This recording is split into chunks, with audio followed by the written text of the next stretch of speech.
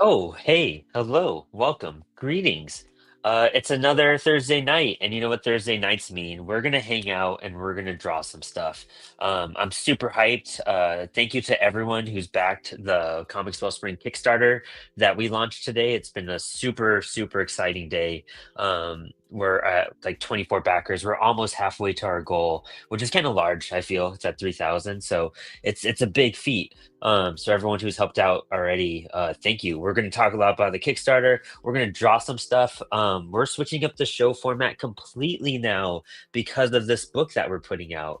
But first things first, of course, I'm your host, Brandon Bloxdorf, and with me is my amazing, wonderful, astonishing co-host, Max Flowers. Hello, Max. Hello. And we have again of the amazing, wonderful. We just like looking at him draw all day. Dom from Life on Saturn. Hey, Dom. Hello.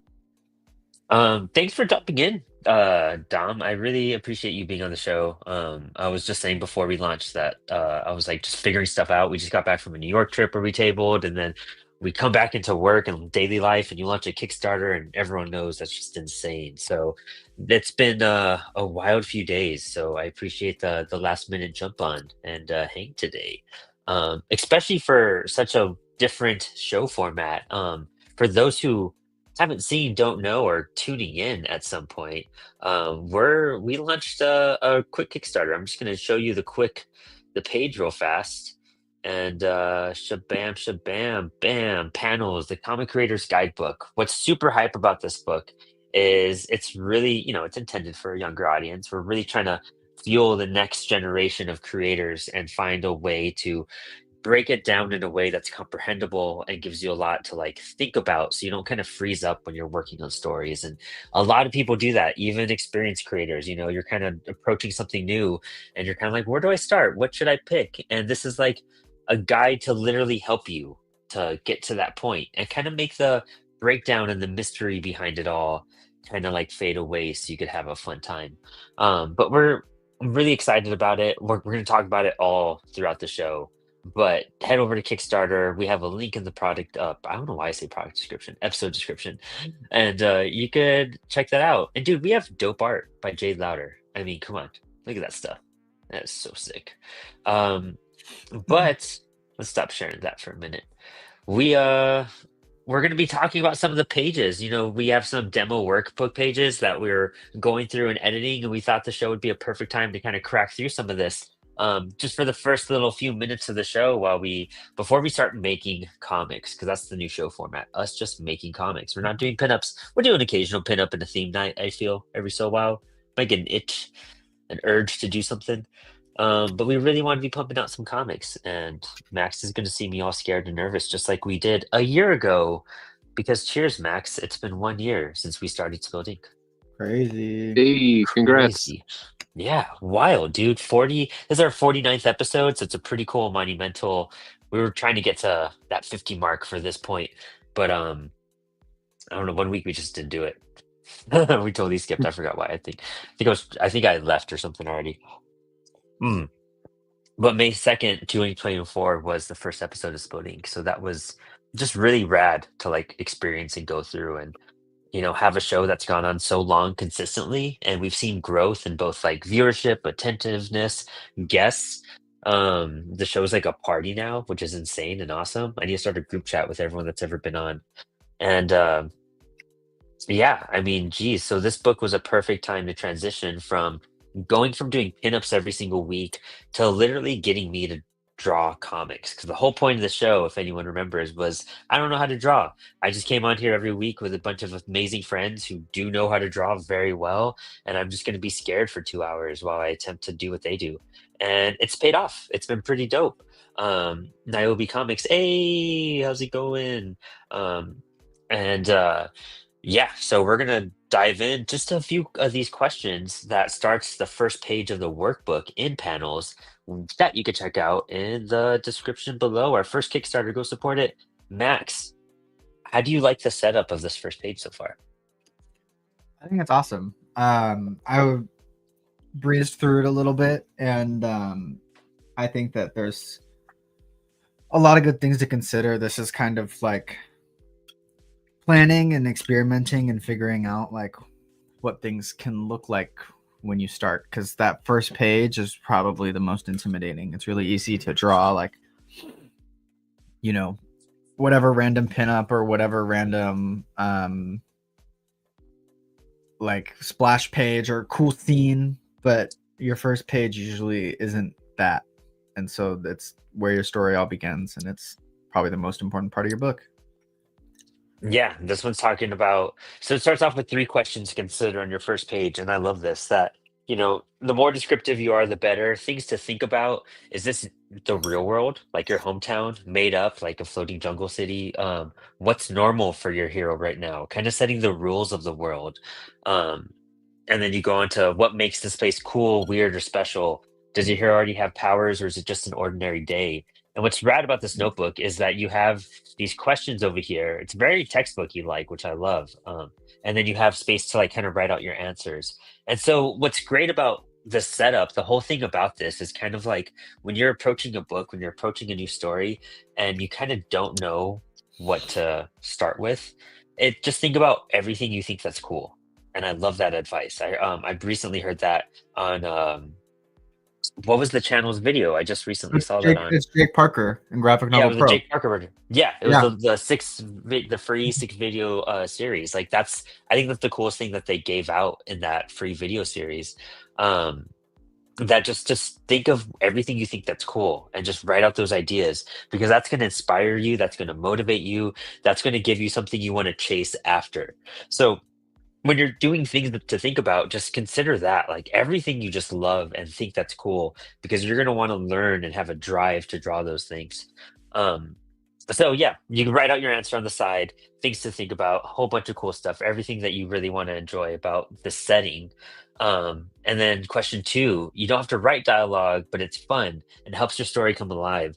Use the lines around the thumbnail on the next page to add dialogue, sound effects, narration, and things to think about here. What would a narrator say to introduce the world?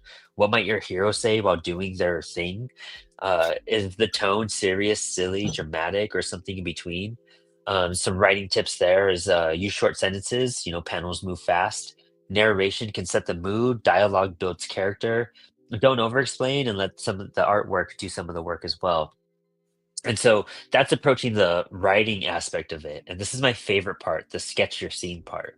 The small box here in the center, uh, it's all within the workbook pages. So it lays out the panels for you. And so this is the thumbnail here, a rough draft of our final, before we go into our final page. So we'll draw a small version of our thumbnail here. And then things to think about here, like where are your heroes? What's happening around them? Can you show the setting and what the characters are doing? And to give some drawing tips, you could use a big wide panel like a splash page and use the entire thing to show the full world. Add a smaller panel or two if your heroes is doing something important, like talking or flying past their creation. So even gives a few small panel insights here as well, which I really love and enjoy. So adding in one to like 3 panels, just so you have the bigger splash to really emphasize your city on that. But that's the cool part. This is just page one of the workbook. And we really wanted just to like kind of crunch through that, demonstrate it, give you guys a taste of what panels is like. And we'll be directing people to, this fun little live stream to kind of give them a good idea. And some of these designs we're touching up day after day. Actually, I actually just saw the new designs of these pages and they're beautiful. And so yeah, I don't know. We're gonna kind of like crunch through some of that, but we're also going to be making some comics. So, here on the show, it's here about advancing ourselves, and we can't do too much of panels to, you know, uh, give it all away. We'll be crunching through the book once it's complete. But, Max, do you have any other thoughts about the setup and panels and this, one page instructional aspect of it? I'm kind of curious on your thoughts on it. I don't know. I think part of it's that you just have to really dig deep into it, right? Everybody kind of starts building stories in their head, but it's not real until you do it, and then it's even more not real until you finish it, right? Mhm. So like this is how you finish comics: is you plan it out. You figure it out. You sit there and ideate and write it all down, or else you're just gonna have a jumbled mess in your head, and that's why you don't finish comics. Is because you're confused and lost. So dig in, start ideating, start taking notes, figure things out, and have fun and play around. I love that. And this gives you so much freedom to do that, which is why, like, dude, I'm excited to kind of do this process until it becomes just habit and then just consistently making comics. So, what's really exciting is that we're going to start making comics now. I have an idea that I'm going to do and I'm going to kind of flesh out and talk to you guys about as well. Um, so, we're going to jump in and then I want to see how panels improves creators on the show when we get the full workbook. Dope. I'm actually going to be using this probably once I get my panels ruled out. Nice. Because I haven't fully nailed down what I'm doing, a 4-panel comic strip. Okay. And I haven't fully nailed down like the dialogue or what the panels are even going to look like. I just kind of have the premise and the joke set up. So I'm definitely going to use this probably like halfway through once I do my panels. I love that, dude. Hell yeah. I'm actually going to use that little square to kind of I have some scratch paper here. I'm going to start with my demo thumbnail sheet. But I was thinking today, because it's May 1st, and my friend C. Logan Wheeler, or if you on Instagram, it's C_Logan Wheeler, if you check him out. But he posted a May the 4th challenge, and it's 31. It's like Inktober, but for Star Wars. And so I think I'm going to attempt some of it as much as I can. But I want to make comics about it every week. You know what I mean? So today's theme was Luke. So I'm going to try to do like a 4 to 6 panel little autobiographical story on Luke Skywalker and myself when I tried to also cut off my hand because I wanted to be like Luke. Nope. Hell yeah. But I also don't know what I'm doing because I've never actually made a comic on an 11x17 before. So, Max, I just have this piece of paper. I'm going to kind of like just do a thumbnail, a quick sketch of the idea I have in my head so I could know what I'm doing on the big paper. But what is that insane ruler and other supplies you may be using to start making comics?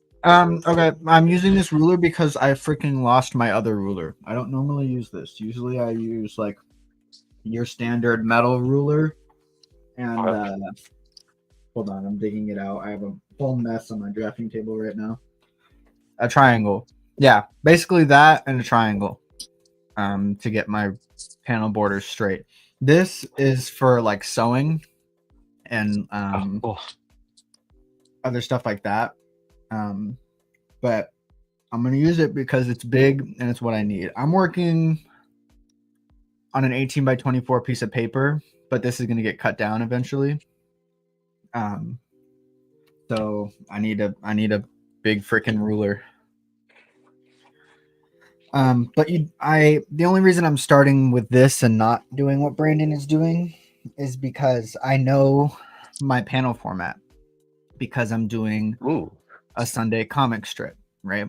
So, it's not actually a Sunday, it's just a weekday comic strip, but it's the 4-panel squares, so I already designated that rule for myself, and then I can kind of build off of that from there.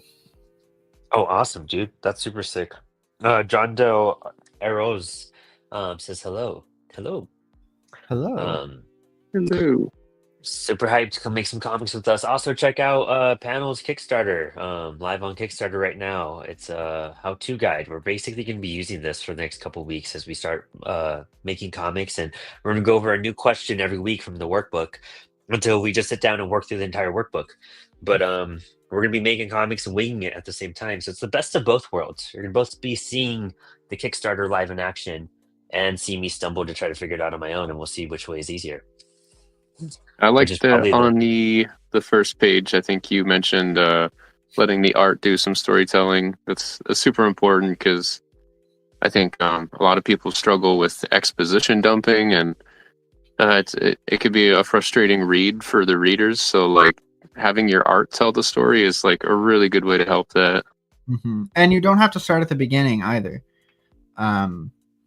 oftentimes a better way to do stuff like that too is to just throw your reader right into it, and then as they experience more of the world, the more they will understand the lore and the rules and the origins and things like that, you know. Like Star Wars doesn't start out at the beginning of the Star Wars universe, right? It doesn't start with how the Jedi were even made. It starts with a little farm boy, you know. And then perfect example. Yeah, and then it's like, oh, by the way, there's like these Jedi, and Luke's like, well, what are the Jedi? And then that's how you give your readers your exposition dumps, you know. So starting at the beginning is not always where you want to start. Funny enough. So you said this is a kid's book? It's meant for a younger audience for sure. You know, it's aimed and directed towards that. So how does it direct towards a younger audience as opposed to an older audience with the writing? Oh, it's just basically simplified, and it's kind of not over explained, but we don't use a lot of terms that a lot of like comic book verbiage may be using it. We really try to make it very textbook and but clarity and fun though, you know. Yeah. Like I feel like if you're a kid trying to read Scott McCloud, that's overwhelming, you know, like that's a lot to think about and that's a lot to process. Or if you're looking at you know, making comics by Dave Gibbons and stuff like that, like we wanted a product that intertwined both things that you see that, you know, we've investigated some other brands that did like how-to books for children and everything regarding comics, and so we kind of based some of our verbiage and the direction they use, but we amplified it by using the knowledge we got from all these other books and our own experiences. So that's the heavy part of the editing that's going on right now, is making sure that verbiage is on a clear level and at a certain, you know, average age or grade level in that sense. So we're aiming for like 8 to 12 and above at that point. That was a very Sweet. long You think there explanation. will be a possible sequel for this book? So yes, 100%. What's cool about the guidebook is that it's pretty universal. Um, and so we're going to be adding new workbooks that are very like themed on different stuff. So we're starting with like a superhero type of thing. Really because that's like everyone's gateway and entryway from like kids from when we were growing up. Like superheroes kind of have that tied connection to comics and that relatability for parents to be like, oh, this leads to this, you know, familiarity with that. So we're doing like a superhero theme type of thing, but we're gonna do different type of genres to give you different ways to think about stuff and help you guide you through like horror and sci-fi and, you know, noir stuff and things like that. So there's gonna be added workbooks and probably updated guidebooks over the year too.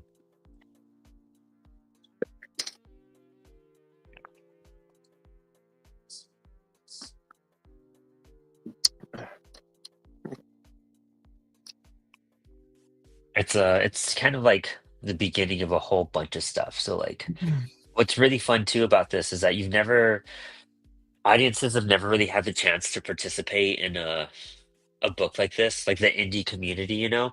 And so we're really going to be looking a lot to like feedback during the summer from a lot of our community and like implementing some of that. And, you know, as we grow and do updates, like that's all going to be from our community of creators.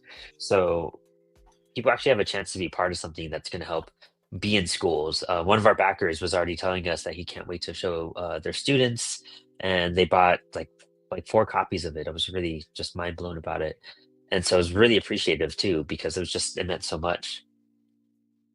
Wow, that's awesome. Yeah, yeah. So I'm really hyped where it's heading. But that's been the interesting part, you know, making sure the verbiage translates well on both ends. You know, like it's a different way of writing in a sense when you have to be kind of acknowledging to a very younger audience, especially when you're instructing something at that point. And something as complicated as comics. Yeah. Yeah. Because it's funny that they're deceptively simple, right? It's like, oh, you draw a picture, you add some words, you draw a picture and you add some words. And they can be that simple, you know. But in our heads we make things a lot more complicated than they are.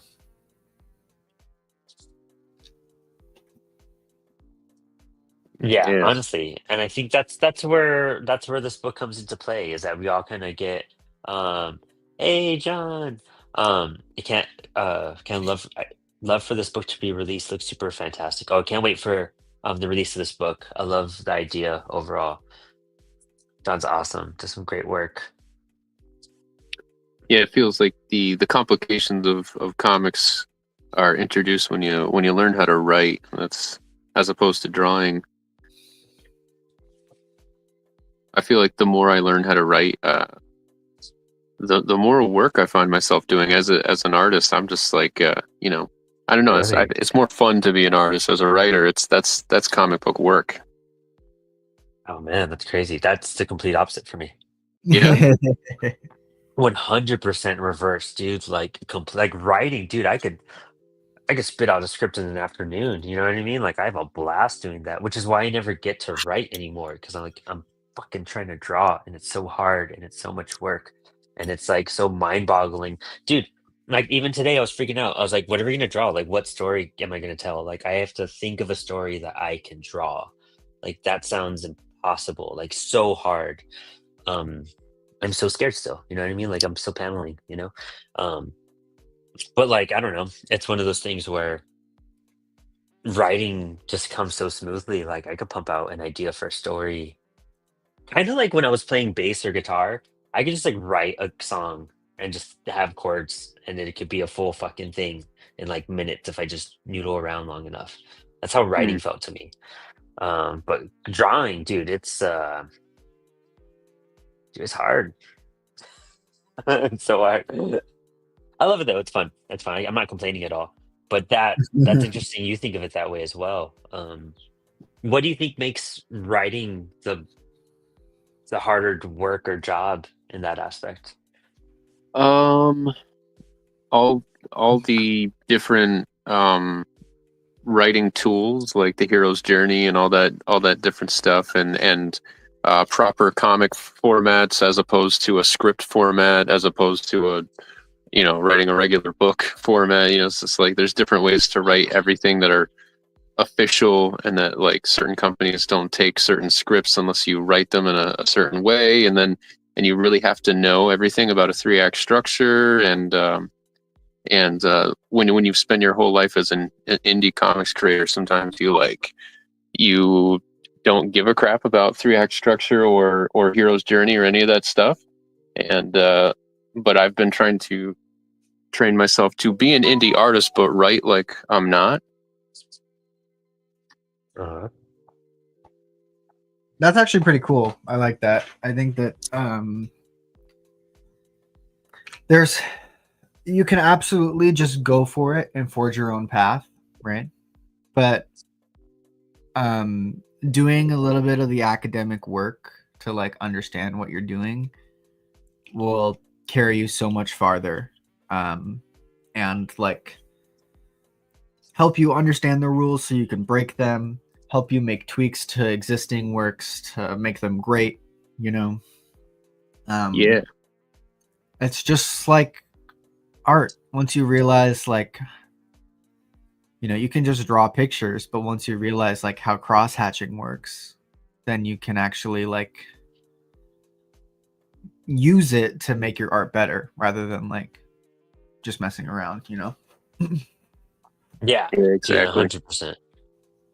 I mean, dude, faces are fucking hard, dude. Like, I don't know. Like, Yeah. it's your struggle, but like, dude, like, I don't even know how to. That's my thing I'm trying to do right now. It's like, I just gotta get good at faces and then move on from there. Like, I could figure out hands right now, but drawing, perspective, like, is this a close shot? Is it like zoomed up? Like, what are my eyes, lips? Dude, that's all hard. Like, that takes a lot of like thought and effort for me right now. Um, but sorry, I was just showing the Kickstarter page as I was talking as well, just to let everyone know that we're running a Kickstarter 48-hour early bird special. Get a small discount right now before we increase the price. It's actually more than 48 hours. I actually plugged it in to the end of the day Saturday. So, I mean, get it while it's hot, you know. Let's take a spoil edition. I don't know, man. Like drawing. How long have you been drawing, Dom? How about that? Since I was a kid, but like what I would consider professionally, since 2020, which is important because I've been drawing since I was a kid, but even though I was drawing since I was a kid, it doesn't mean I was good. Once I decided to be an artist full time and draw all the time, like in a span of 5 years, my skills started to look much better, much better. I've never been proud of my artwork until recently. Interesting. I know your artwork slays, so I appreciate that. But you can tell you put in the work too. That's the thing. Like you put in a lot of work into your art. And, I mean, look at this duck. Underduck is amazing. But I mean, yeah, I guess it just depends on where you came from at that point, you know? Like that's the whole thing. Like what did you start off on? And I think I've been writing for so long since I was like in high school, basically. That's when I started thinking my first story ideas. And I went to college first to be an English major before I switched to music. And so I was always wanting to go in that direction. And it just took me failing at music. Well, not failing, it's just stopping playing music for me to switch to writing again. But I mean, I dedicated hours to stuff like that, you know, I'm sure just like you did. I think learning the new thing in our like being older, it's hard. It's harder, not because it's harder to absorb or learn things. It's just harder to have the same amount of time that we did when we were younger, first learning our first craft, you know, like I never put the hours in of writing that I put in to playing bass, but I definitely am not putting the same amount of hours drawing than I did writing either, you know? So it seems more difficult because I can't like immerse myself completely in it as much as I would have on top of everything else you want to do, like your art. Mm.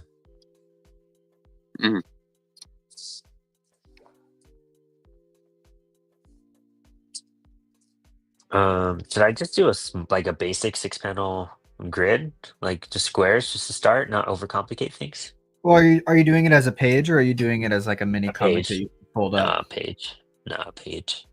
I think that would be a good start. Yeah, You I'm have gonna give it a rules title. and then you can play around from there, you know? Yeah, It's a lot harder to however, worry about page composition. it's I don't have. I think my ruler's downstairs. I'm terrible. Oh, I'm sure I have a protractor though. I do. Well, T'Challa, I'm sitting here drawing. I know you're sleeping here. But like, you can scoot the fuck over, dude. Don't be offended. Oh, who's my big boy? So yeah, measuring stuff. That's gonna be the fun part right now. Oh yeah, good luck. That's what I just did. Is that like the hardest part for you? Like in It's not general? the hardest part, but it's certainly annoying to do the math. Although you have blue line paper with Yeah. rulers on the side, so that Yes, I sure do. makes it easier. Yeah, it does. So I think I'm gonna give myself a heading for it too. I mean, a trade dress and do some up here. Just give myself just Yeah, enough space so for something. so that's important. Okay. Yeah, We're break gonna it do a down little for me, son. we're gonna do a little bit of a rant. Yeah, let's do it. Okay. You need to always give yourself more margin than you think, and you always need to draw past those margins more than you think if you are doing bleed. Oh, okay. So I believe like to the cut line, it's only like a quarter of an inch or so from the edge. But your safety margins and even your minimum safety margins are like a quarter inch from that. So it's like half an inch from the edge of your page. But honestly, I would add like a good inch safety margin because you never know when you need to resize your page or move it around. And also the extra page space is really nice for like adding things, right? Or if you make mistakes or if you do whatever, It gives a nice border on a printed page. Oh, it's cool. That's everything the blue line paper has here lined up too. It's cool. I was measuring that as you were saying Right. it, and Yeah. the safe line is right at the 1 inch area, and there's even one that's like about a little over a quarter inch in, more inside past the safe line as well. Yeah. So it gives you even like a tighter border if you want to adhere to that. And then the trim is right at like just about 3/4. Okay, you're talking about from the edge of the paper, right? Yeah, yeah. No, so I'm talking about from the edge of the blue line. So Oh shit. wherever your From the trim trim. is. Okay. So from your trim towards the center, you should probably do about an inch, honestly. An inch. Yeah, it's a lot. You could probably get away with like more like half an inch. It really depends on the size of your paper, but yeah, I mean, that's what I would do. Interesting. Make a ton of bleed and make a ton of safety. Okay, so just start an inch within everything, huh? So it's even as smaller than like an 11 by 17 at that point you're working on, huh? Right. Yeah. Cause like, okay, if you pick So I'm up like like going like 2 inches from the paper, basically. probably, yeah. And you don't have to, this is like technical stuff, but if you go like pick up one of your favorite comic books, measure the freaking page, measure how much border there is, measure how big a letter that's is. all within the bleed, huh? Because that's not. I mean, yeah, that's my bad. After trim. Yeah, that's after trim. That's exactly. Let me see. Yeah. When you really think about it, I just picked up a random Justice League comic, and so I'm like looking at this entire border and how they do, like they have moments that go outside of it. That's cool. Yep. And they kind of go outside, but look at all the borders are within it, so you actually are doing a mock one. Here's a Matt Emmons book too, and this is a weird format, but yeah, there's quite a bit of a margin there. This goes well past the minimum safety. For sure. You're right. Sometimes they go all the way to full bleed. You know what I mean? Like they really extend it, but but a lot of time, the majority of the time, they don't. That's the thing. Like and you learn a lot of this stuff through trial and error too. You get your book printed, and then you're like, oh shit, this doesn't have nearly the border that I thought it did, because you're looking at it with bleed, or whatever. Oh wow, dang. Okay, so I should get a longer ruler at some point. Yeah, an 18-inch is probably what you want. You can get away with a 12 though. I think I have a 12. I think it's downstairs. I want to say though. So I might run and grab that too, just to make that border on top of everything. That's really rad. I never, I mean, clearly I didn't think about that or consider it at all. Secret hacks for Max. That's what we should name it. That's definitely something I learned recently, past couple of years, because Lid's usually the one who edits our books and does all the computer work, and she'd be like, stop drawing so many panels on a page, and why do you keep drawing to the edge? And I'd make my panels go like right to the edge. I had to figure that out. What really helped was looking at original art and realizing, because like people like Danny Warren Johnson or Jason Sean Alexander or whatever, right? They are not using typically they are not using a blue line paper with rulers and stuff on it. They're just drawing straight onto an 11 by 17. Yeah. Right. But when you realize how much white space they have and how much mess they have at the edges, you're like, oh, that's all bleed. That huge chunk is all bleed. And the panels start like a quarter into the page, and I'm like, oh, that's why they're doing that, is so that they have so much freedom, because everything gets shrunk down anyways, That's crazy. Yeah. Wild, dude. Super wild. Okay, cool. Nice. So yeah, I'm actually going by which margins. It's cool having the measurements on the blue line paper because you could just kind of like, oh, it's this line, and then kind of duplicate it from there. Yeah, consider getting, if you can afford it, get artist editions of your favorite artists. I have Todd McFarlane's Spider-Man with his 11x17 scans, and his pencils, his blue lines are on it. It's beautiful. That's sick. His white out, all of it. And he has huge margins. Really? God, that's cool. Now, William Ibanez says that's some impressive detail with that micron. And what's up, everybody? Oh, yeah, thanks. It was awesome seeing you this weekend, dude. Like, it's always a pleasure. Super, super cool.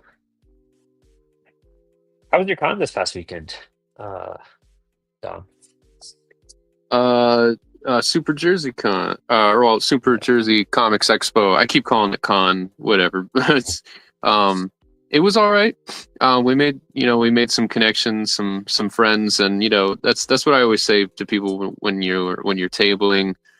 If you go to a bigger convention, it's not about the money; it's about making connections. So we at least made our table money back, which is good because a lot of the artists made like maybe $50 at most, because you're competing with famous people, famous artists, and many vendors. It was more of a show for I'd say toy vendors, comic shops, collectors, stuff like that. But I met some cool people. Lid really hit it off with the co-creator of Gwenpool. I think her name was Heather Antos. That was super cool. That's sick. That's super rad. Oh, whoops! I miscounted. But yeah, we got to meet Michael Jai White. It's cool. Oh yeah. Wasn't he spawned? Yeah, he was spawned. Yeah, that's dope.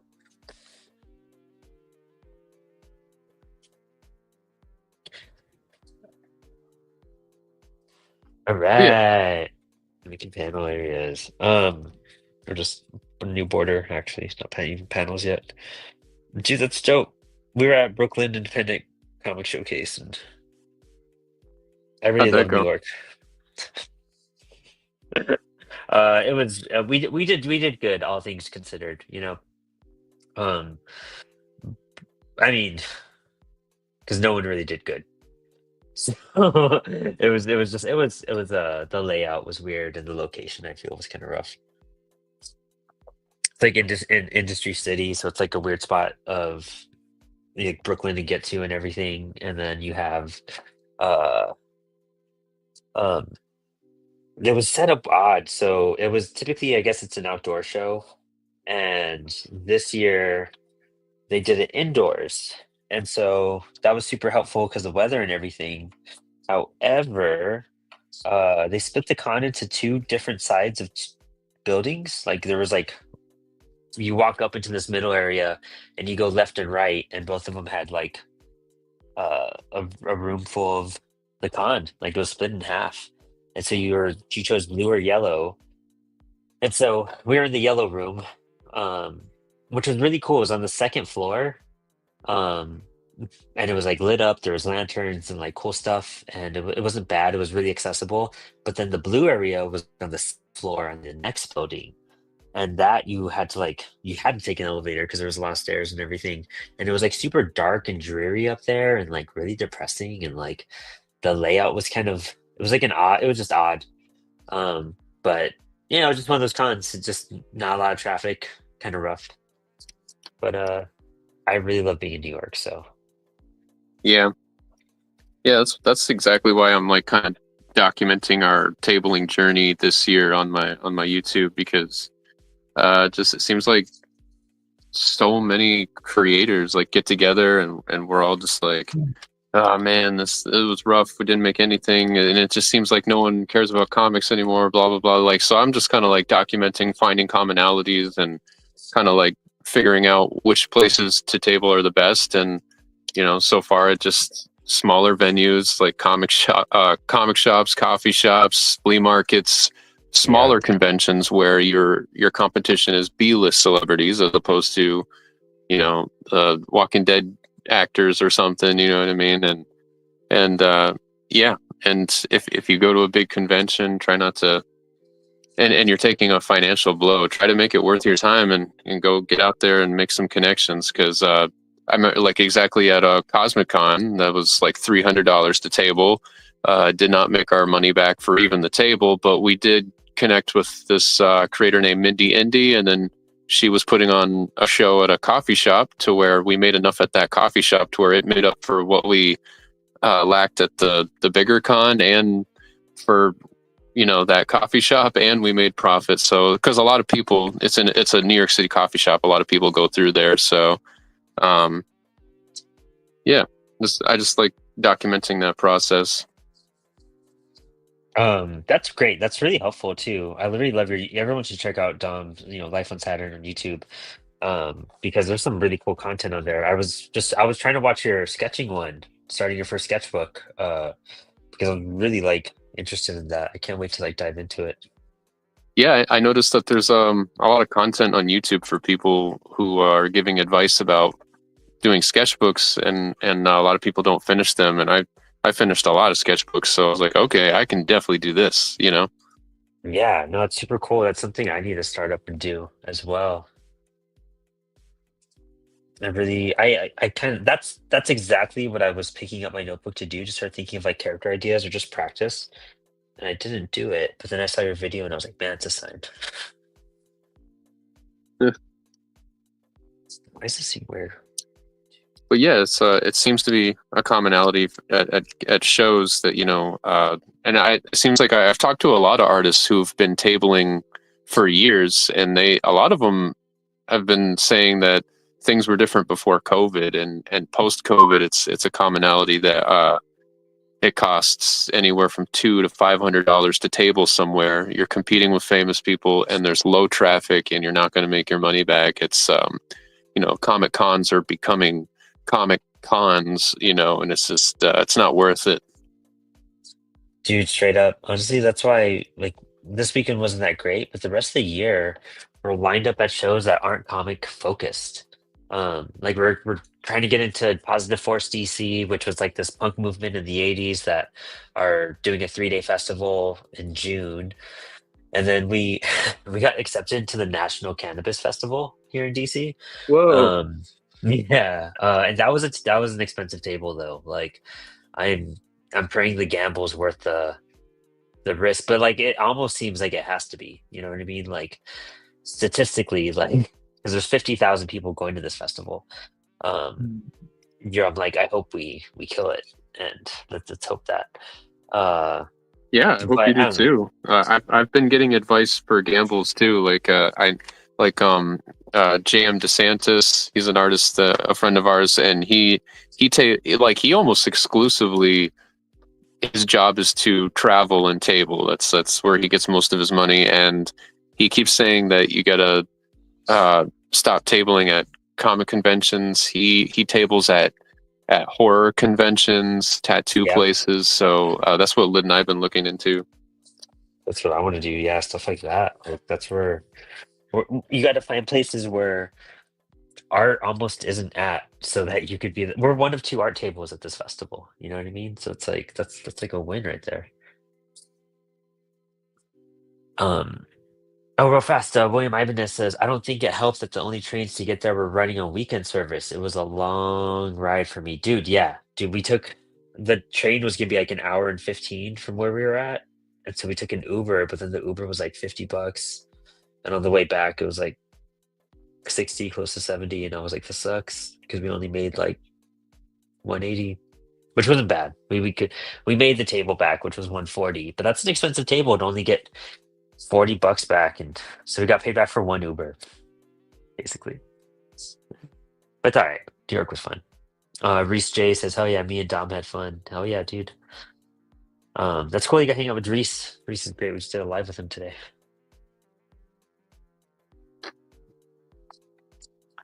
Heck yeah. Reese was saying, yeah, NYC trains on the weekend are horrible. It's rough. Super rough. Okay, Max, I've done my interior panel layout. Well, my camera's not even on my page. I'm so sorry, everybody. I know you can't see anything that I'm doing here, and I'm also like brainstorming, and so a lot of it's just like sitting and thinking and figuring out what's right. How do I start laying out the panels? What's the first thing I should consider? Do I start at this new border I made, or do I do it tighter? Let me see your layouts. Oh, I just did like a quick little like I just did like a. Those are important. Imagine. Let me see it. Let me see. Oh, it's blurry as shit. Yeah, I know. Yeah, I was like, I don't know. Let me text you a picture of my layouts. Do you have where your bubbles are gonna go? You know what, Max? I don't. Okay. There's your mistake. There you go. Yep. Always figure out where your bubbles and text are going to go first. So I'm gonna remap out my panels. I'm gonna make them bigger. Well, actually, I didn't even add the top part, which I was gonna say something. So we call it the Skywalker Saga. Or the Skydorf Saga. Or should I do Bloxwalker? There's a like an Inktober type thing for Star Wars every December too, like Darthcember, I think it's called. Oh, that's cool. Darthcember? That sounds super rad. Yeah, I always want to participate in it, but I just never have the time when it comes around.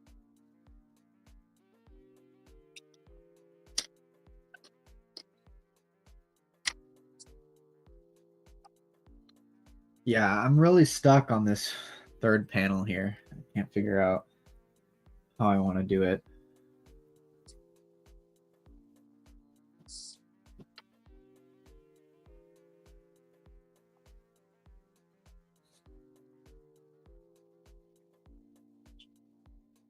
How long do you spend on your like layouts, Dom? Are you like actually doing like thumbnails and layouts beforehand? Or how do you choose your compositions? Do you just go for it? A little bit of all of the above. Once I started taking writing seriously and learning about writing, now I think about all my panels a lot more, because when you're writing in a comic script format, you kind of have to think about every panel as you write, and so now it's the most I've ever thought about a panel. So all of my newer work has a lot more thought put into it for sure.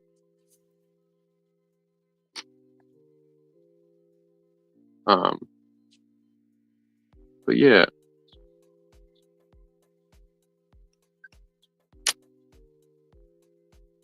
I also try to think about shapes. I know I've read a lot about putting triangles and circles that your whole panel is built around. And then sometimes I like to think about Miyazaki, who talks about Ma. It's those moments of life that it's like the moments in between a moment. So like if you got a lot going on in your environment, maybe take a break from drawing the story and just draw, like if you're in New York City, it might be important to draw something in the environment, or rat by the dumpster, or Yep. Yeah, it's a Mignola does it really well too. Where he'll just have the ivy or the statue or the crumbling stone or whatever that adds to that gothic atmosphere, Yeah. Sometimes I feel like, especially in when I was doing Fennec, I was like, oh man, I feel like I'm going too fast paced. I'm really like breezing through this story, and I got to remember to draw a few panels that are just the environment, what's happening in between the battles and the drama. Yep. Slow it down a bit. I figured out my third panel with a little thank you from looking at Calvin and Hobbes. Heck yeah. I'll make our viewers dizzy today because I keep passing over to the panels Kickstarter page. It's awesome. Yeah, I'm super hyped. I'm trying to hope we hit half goal today. We still have a few hours to go, so there's still hope for sure. We're at 12:54, so if we hit 15 today, that'd be really sick. Um, Only a few backers away from that. But even hitting 25 backers day one would be very rewarding. 30 backers, you know. You'll still get the West Coast after work rush. Yeah, that's true. Exactly. That's what I'm hoping for. But everyone's gonna check their emails. Dude, I just got super backer status on Kickstarter. Nice. That's cool.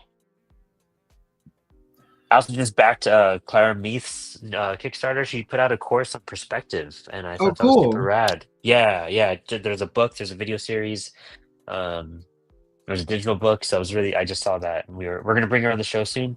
She wants to come hang out. We're gonna promote all of our stuff together. She's wonderful, dude. She's got a ton of craft knowledge.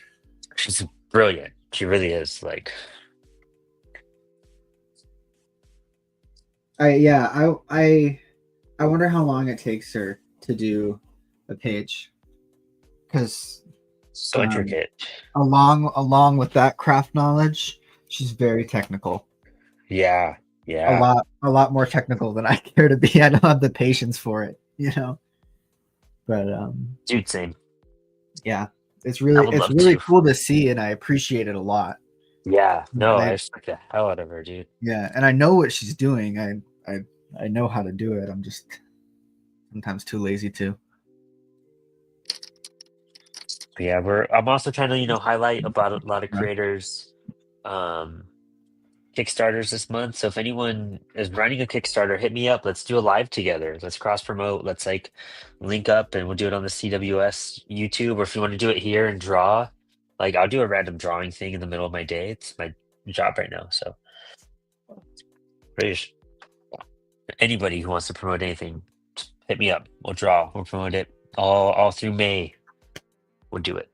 Because I love doing these lives, and we always everyone gets backers during times like this too, and that's what I want. I want everyone to get awesome campaign. Definitely. Now comes for the pain of trying to find my Ames lettering guide. Ooh, you have one of those? Of course I have one, Tom. Yeah, I got one too. I have no clue where mine is, though. It's the problem. Okay.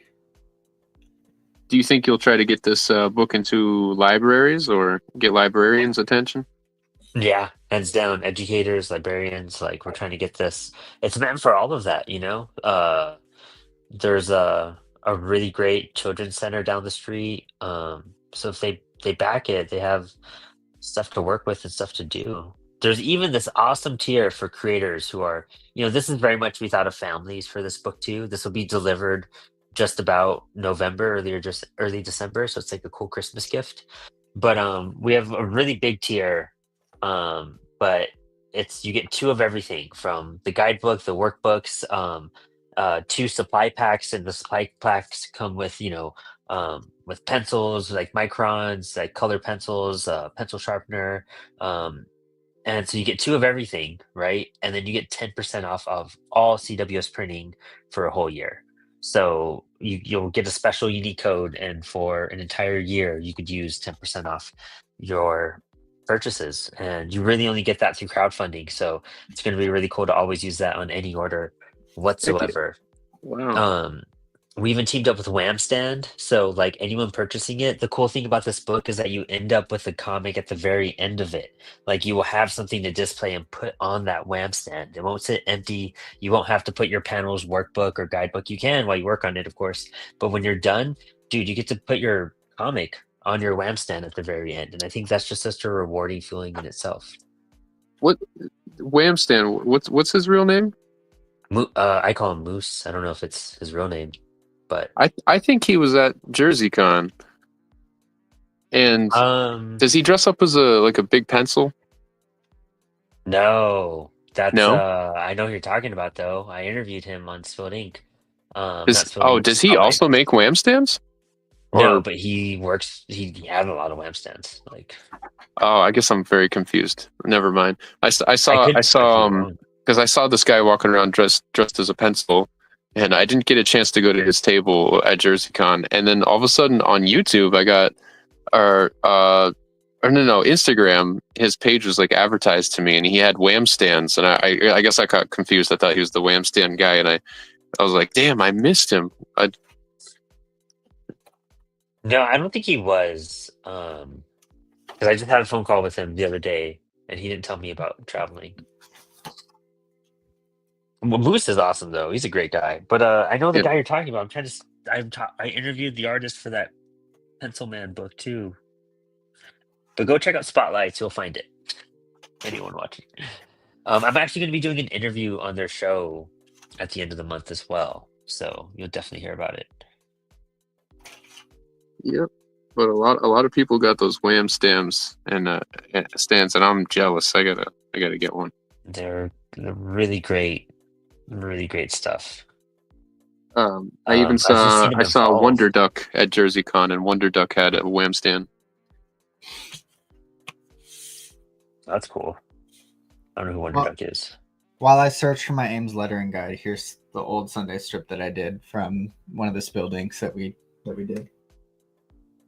T'Challa, bro, dude, am I in your way? In this chair? That's mine? That's awesome. Oh, dude, that's sick. It's beautiful. I love that character design, and I loved like how the bangs look. It's drawn so well. Dude. It's so good. Let's see. I might have to go without for today. I think right now with my drawing, I struggle with like understanding what my style is, like finding confidence in it. You know what I mean? Like understanding, like, oh, this is how I do things. Like, right. You know what I mean? Like, I'm not like ashamed or afraid of how it comes out. I think I'm just trying to like understand it so that I know what's going to come out.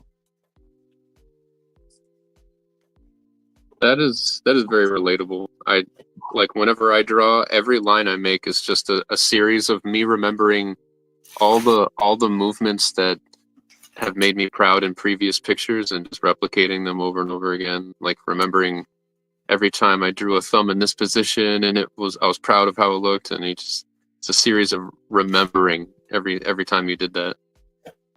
Right? Yeah, that's true.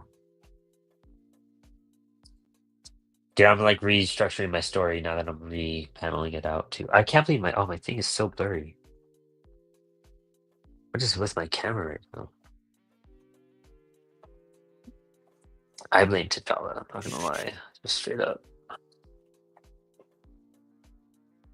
Focus, my guy. There you go. He's a big boy today. So yeah, I'm like restructuring my story now that I'm repaneling it out. It's like a second draft. Yeah, I think that's the biggest thing is just like understanding what it looks like so I could be like, okay, I'll figure it out from there. I'm just trying to, but you just got to draw more. You know what I mean? That's all that means.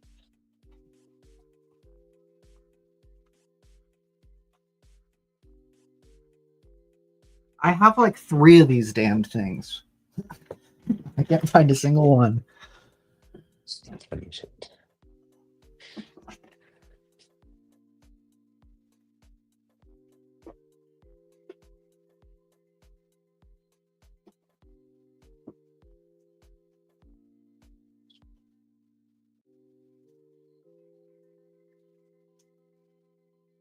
Did you just like simply lose it, or are you one of those artists that works in chaos? No, I work in chaos. Oh, okay. I think that right now my entire studio is a mess, and it needs to be fixed.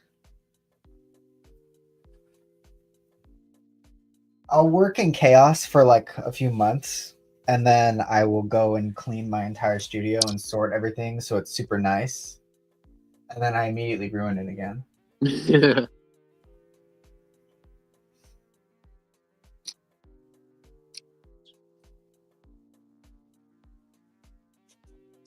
Nice. I can only tolerate probably, I don't know, a week tops of chaos before it starts to affect my mood, my productivity. Same. I give a pretty good station.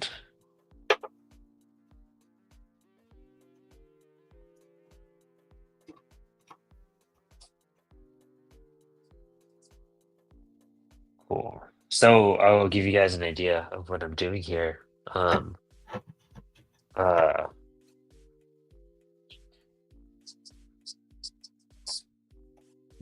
um, uh, I started the first panel where I was like, all my life, I always wanted to be a Jedi. So like a Goodfellas like reference to, and I'm gonna draw like a couple Jedi, like Luke and Obi-Wan and probably like someone else. And then I was like, I practiced and I trained and shit. And it like I remember this time, like when I was a kid, me and my best friend Sam used to use hockey sticks as like lightsabers because I didn't have lightsabers. So it's gonna be me. And there was a moment we were fighting with lightsabers in my front yard, and there was like a parent-teacher conference getting let out, and all these kids saw me and Sam fighting with lightsabers or with hockey sticks. But yeah, they're like wooden hockey sticks that were all brutal.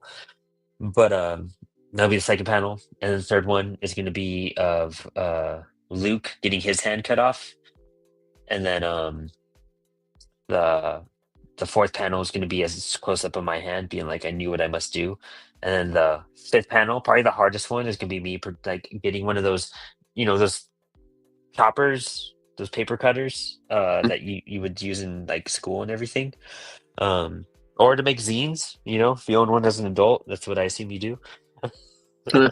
Uh, um, but I was trying to chop off my hand with that, and then I had to think of a nice closer because I just want it to be 6 panels. So I had an idea. I think it's going to be something ridiculous. It's going to be just like a joke. Yeah, that's the best way to end it. Yeah, it'll come to me. But I think this is a good setup for it. You know what I mean? It's gonna be like, and then what happened? Type of scenario. You're talking to Lex or something.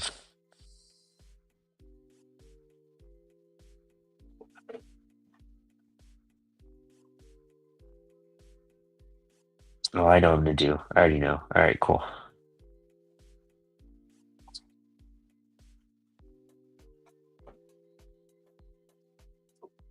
I'm gonna have a teacher behind me be like, no.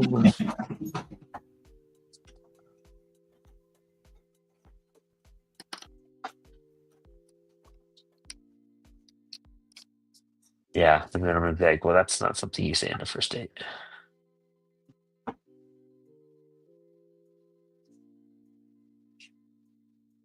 I'm finding other weird tools that I have. I found a tiny rolling parallel bar.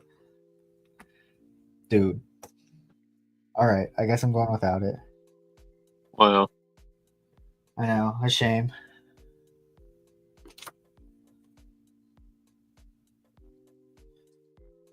I try to keep it like right on my big parallel bar that I have, right on that's literally screwed to my drafting table. But then I start focusing and it gets knocked off and then lost. Okay, Max. Well, I've added my extra margins on top of my blue line margins, and I've now repaneled out my 6-panel mini comic, and I found a closer. And I called it the Skydorf Saga episode. What's that? 7, I guess. It's gonna be random.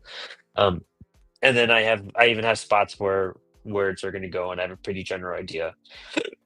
It's not gonna be much. Okay. So now what you're gonna do is you're gonna draw those panels out. Just the panel borders. So how much like spacing should I put between them, or like how should I figure out like if I should make some bigger or smaller, or is it just all preference and figure it out? Something about something like gutters are usually 1/4 to 1/2 of an inch. Okay. And and I then add gutters to like the border I just made too, right? Or do I can I you start can. with You can. You don't have to. It doesn't really matter as long as your at this gutters are point? consistent.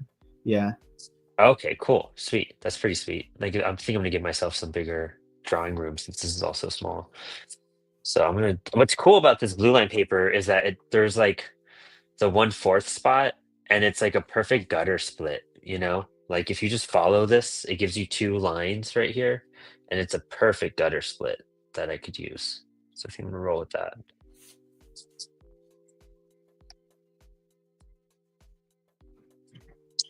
And here we go. I need a better roller though. This one like bent at one point, so it doesn't like it's kind of wavy. I do want one of those like cross rulers. Oh, like a T-bar? Yeah, T-bar.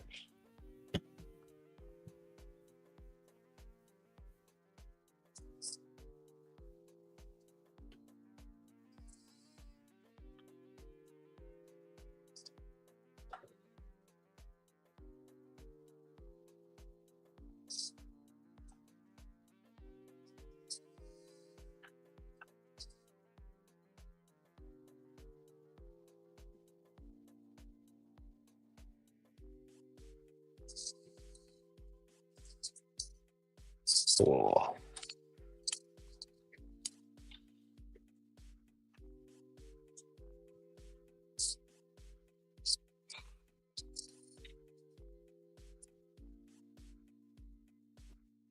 Do you ever ink your panels before anything?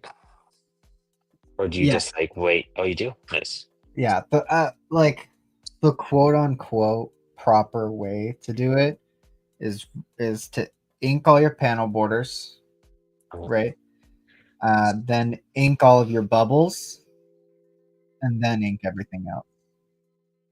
uh, You don't have to do it that way. It's just that like the the reason is one, you want your panel borders to be clean and know what you're drawing within, right?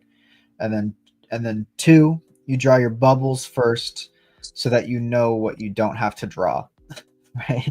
It's like oh, putting that space aside. Okay, that's cool. putting that space in there and concretely putting it there so that you can draw everything else to match that.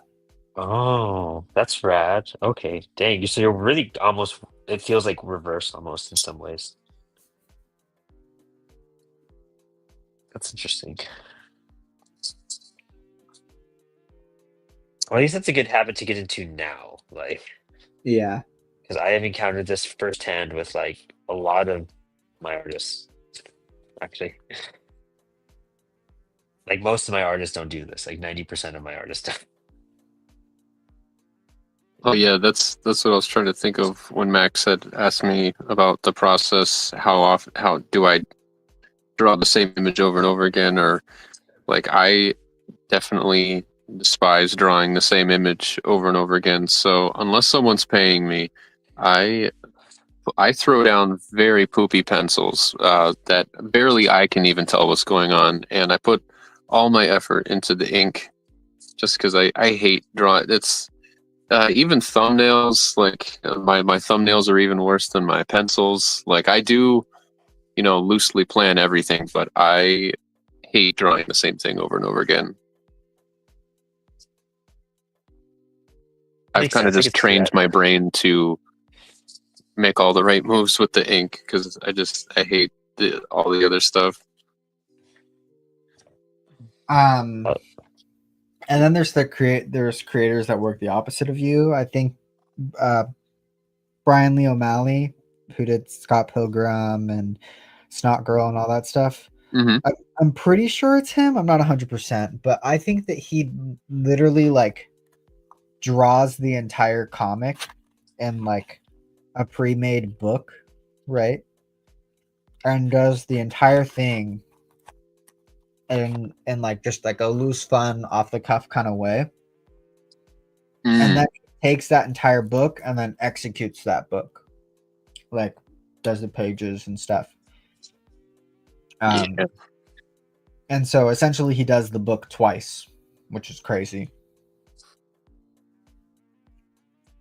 That's crazy. Yeah, I like I should met probably him. learn something from that. I met him and got like a Snot Girl signed once, and I had no idea he did Scott Pilgrim. That's funny.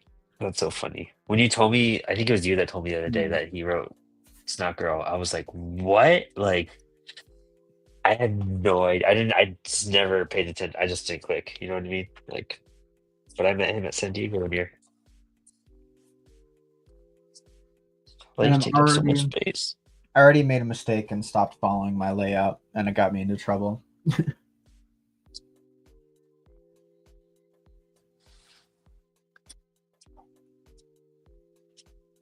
That's why it's important to figure out, like, the bubble needs to go to the left side, the top left of the panel. Yeah. Because I have a taller figure on the right, and then a shorter figure on the left. And so if I do that bubble to the right, then I'm screwed. It sucks that I thought I was gonna have wider panels than I do right now. I was thinking 6 panels would be good, but it feels like tighter than I imagined. Let me see. You should have squares. Oh yeah, they're squares. I just wanted rectangles. Oh,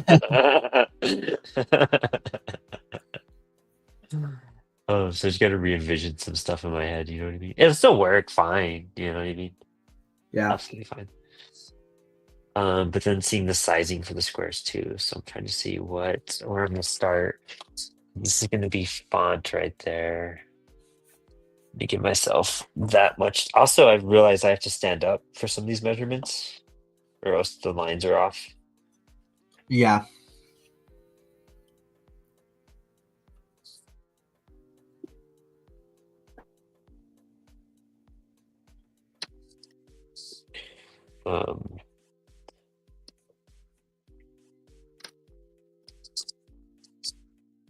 I wonder, can we do 2-inch, 3-inch panels? Yeah, I can do 3 inches.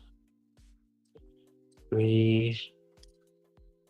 And we're gonna put end right there. 3. Let's do this. Let's see what this looks like.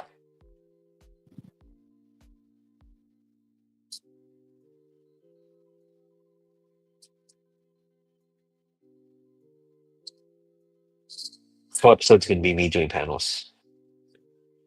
Good.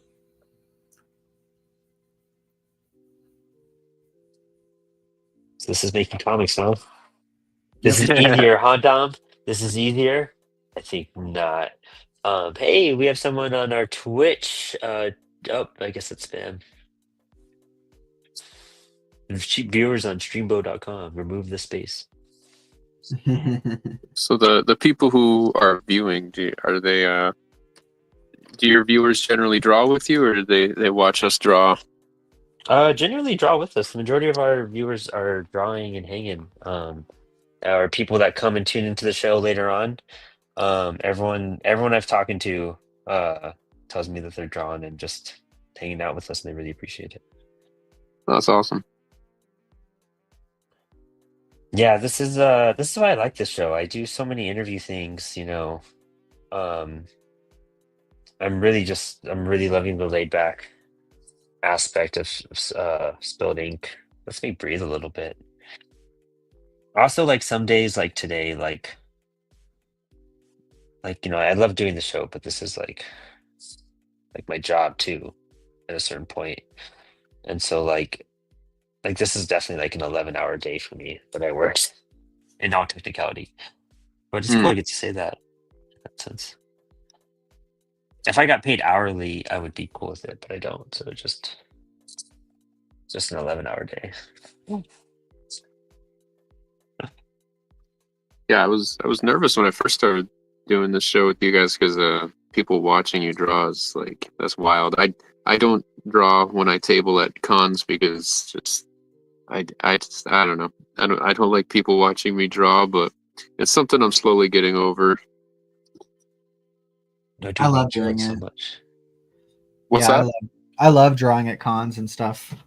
It keeps me busy. It like gives something for people to engage with, and then like also shows them like physically, like, yeah, I'm the artist, not just like whoever's sitting at the booth, you know? Oh yeah. Yes. I think that goes two ways. Like I think that's positive in some ways. I guess it depends how interactive you are with your crowd as well during that time to make sure you're like doing well and benefiting from it. Yeah. I do But at then least bring sometimes my sketchbooks because then when people see that the art is real, they do like that for sure. you know what? Like I have way more space at the bottom than I thought, and I could have made the top part bigger where I did the font. I'm wondering if I should erase it all and redo it.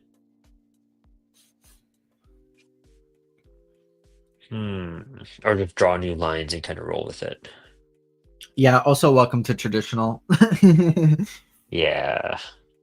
You can leave space Yeah. at the bottom. That's fine. I got more space at the bottom than I do at the top. Let me see. This is a solid So that's like better. ish. That's called a weighted bottom, and it's also normal because usually you're gonna have like a page number down there, and your eyes drawn to the top first. Yeah, I think it'll also if I go a bit bigger on some stuff, I have some wiggle room at the bottom, but I don't lose it. And I could add like text or something under there too. Yeah. Or you can flip your So page 180 degrees, and that can be where your header is. oh dude, guess what? That's so smart, Max. Boom. Yeah, that's actually way better. Down. Fuck yeah. All right, cool. Now I just need to make one more line. Look at that. Solving comic book secrets. Dude, that 100% fixed my situation. That like really bummed me out, I'm not gonna lie. I was like, I do not want to erase all of this because it's not gonna do some of these lines a little thick. Do I have to get my aims guide too then? Oh, I have it right here. Okay, cool. Where'd you get your Ames guides? I Yeah. inherited mine.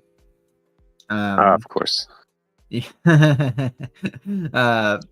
I got them from my mom and dad. My mom did interior design in college, and my dad did architecture in college and professionally. So I have all of his like drafting gear and all of my mom's drafting gear. So that's why I have Wow. a lettering guide. Yeah, That's sick. and it's why I have like 3. But of course, I can't find any.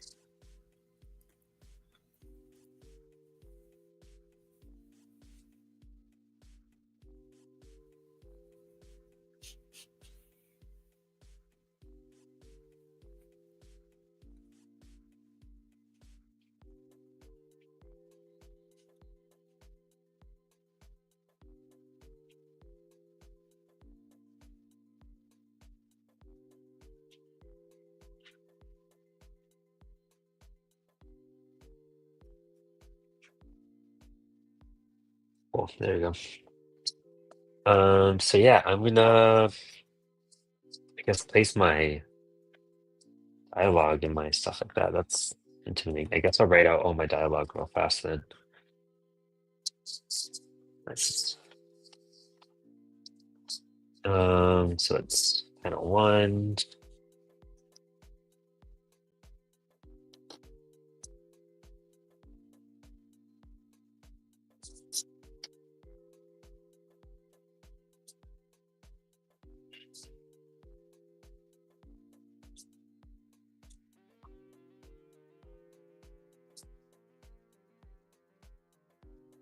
Cool. There's that. P2. All my life I wanted to be a Jedi. Um, and so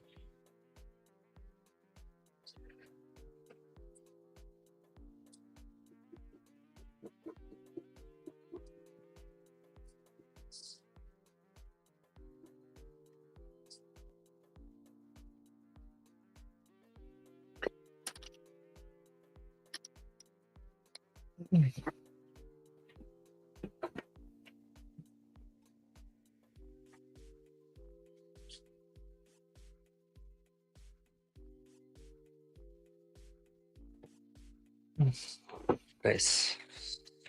3.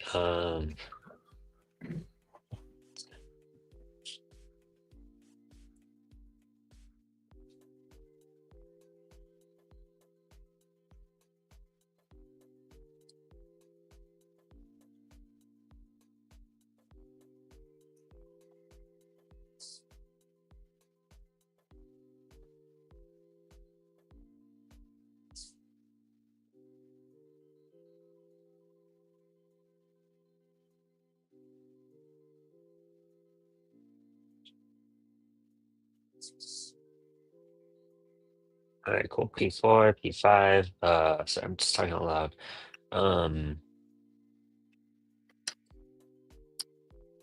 There you go. This is nice and short too. Cool.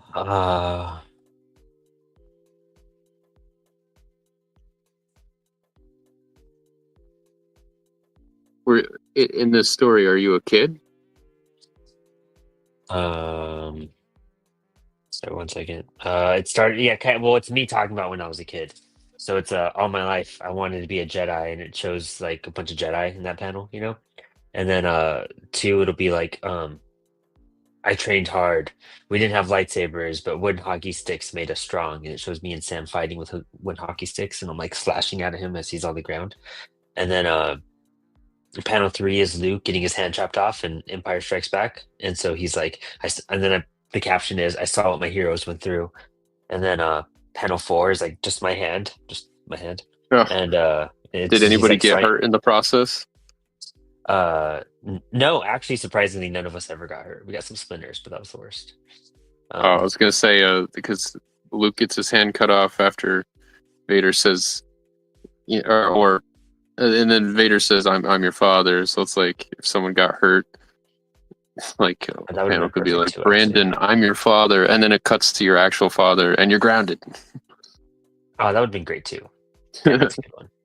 But I went with now I have to redraw it all, Dom. No,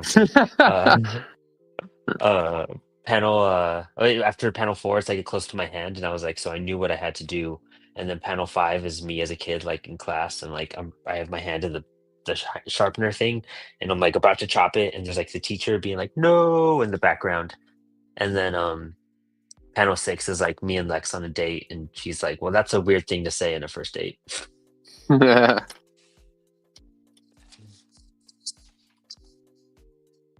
So you really said that on the first date? I think it was probably one of the first things we talked about, for sure. Wow, that is weird. Like, wow, that's up. So yeah, I'm gonna be drawing on this upside down blue line now. Get me some vertigo going. So advice on dialogue boxes and word balloons?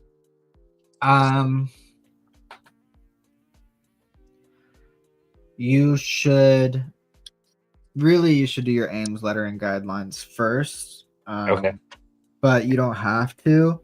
Like, I'm not right now, and then I'm gonna go back in and do it later. But you want to just roughly get in like the size of your text. So write all your text first, and then draw your bubble around it, and then you can match the tail to where it needs to go.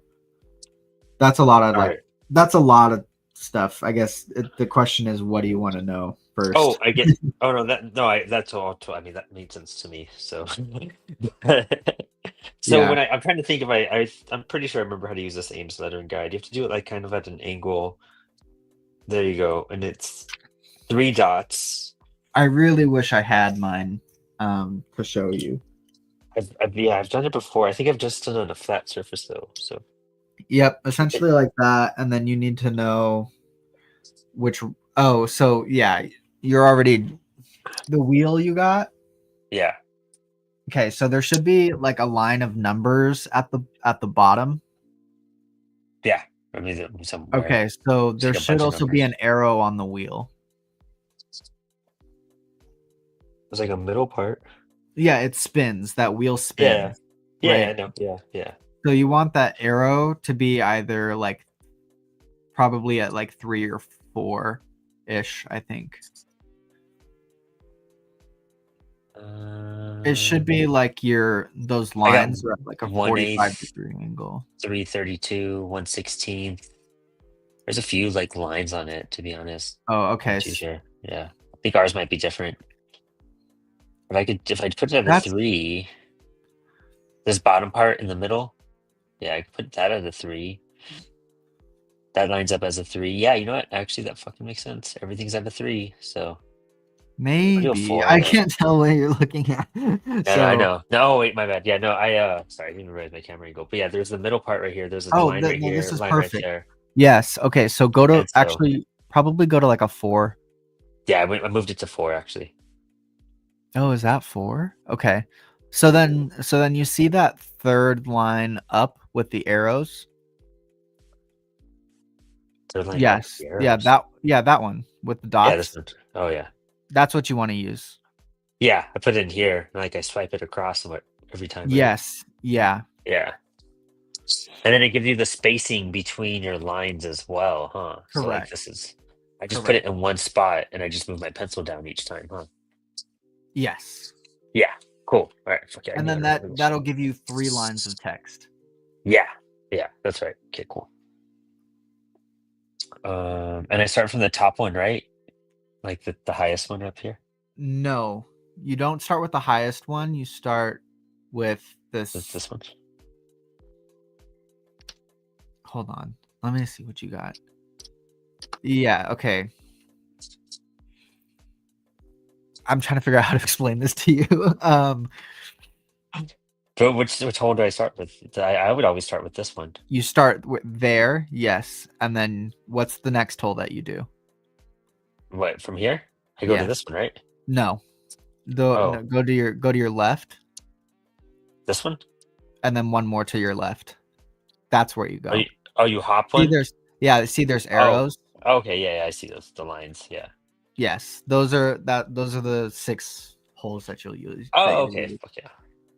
And then I jump down to this middle row, or no?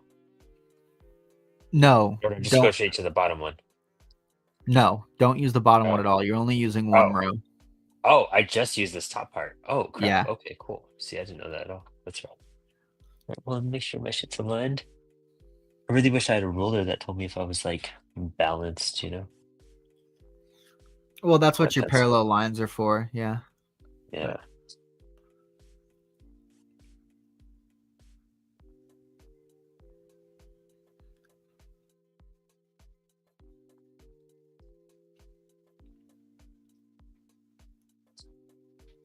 Yep. You just did it. Yeah. So it's up to personal preference, but roughly that's the size of like comic book lettering. And it's a lot smaller than you think. I know. Yeah. Holy crap, dude. But that's like, I guess that's probably closer to like Watchmen size lettering. Okay. Where there is going to be kind of a lot of text. You can go bigger, especially because you're doing something that's a little bit more like comic strippy. So yeah. So what if I like increase the font for like certain moments? You know what I mean? Like, what's the advice on that part?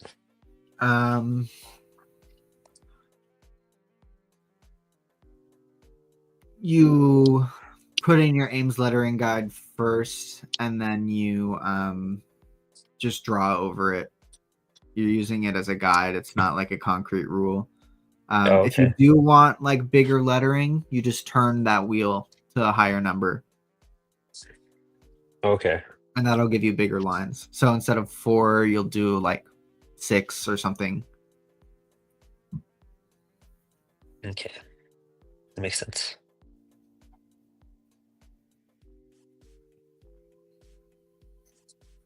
Oops.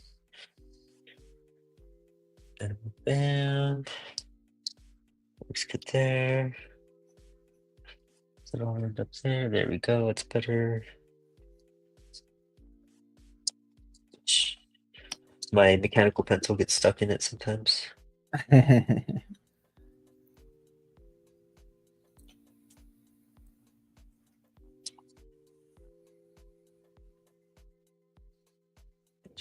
second time that happened.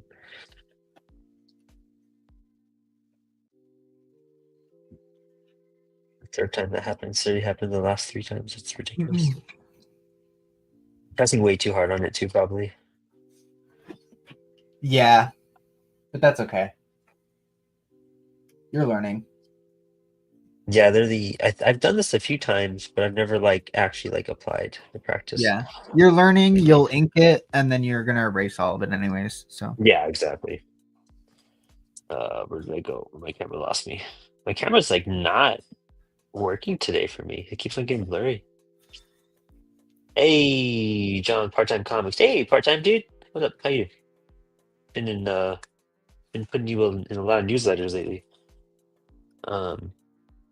I love when people respond to our polls in our creator hub on Instagram.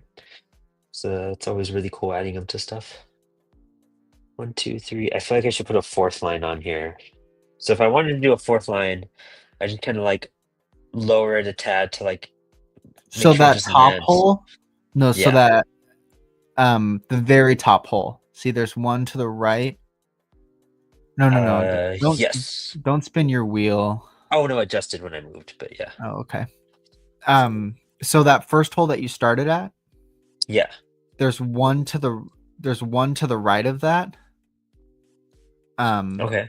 On the Ames lettering guide, and you want that to line up with your bottom line that you just did. Oh, okay, cool. Just add it, just root down to your bottom line. All right, cool. And then yeah, so you Start need on to the drop it second. a little bit more. Just a Oh, little no, lower. it's on the. It's on it. No, because then you're not going to have the space. So you, yes. See that? See, there's that right dot. Oh, I see. This one right That's here. for that. Oh, Yeah, okay. that's to Cool, add the cool. next line. That makes sense. Nice, dude. Sorry, I'm doing a poor job of explaining it because I don't No, have no, all this. it's like weird because it's like it's different stuff. Like there's no arrows on mine. It's just like lines too. You know what I mean? So it's like Yeah, it's all I think good. yours is the same as mine. Actually, I think it's I pretty messed close. up at one point, but whatever. It's fine. I think my wheel's real loose, so I think I might have moved it just a hint at one point. That'll happen. Yeah. You're doing a great job for being miles away, though. Yeah, right? For reals. Got an order coming from Wellspring this month, another July. Dude, sick. If you ever want to meet up to talk about your order or make sure you're getting all the best discounts, feel free to just shoot me a message and we can set up a call. I'm always willing to help out people just to make sure you're just like aligning stuff and hitting the best you can. It's interesting finding out how like our bulk discounts work with all the specs to really maximize that. It's been interesting talking to creators about that lately. Oh, T'Challa. Dude, T'Challa's just out. He's just passed out. He's just taking up half the chair now. I'm on a corner. He is 3/4 of the chair for sure.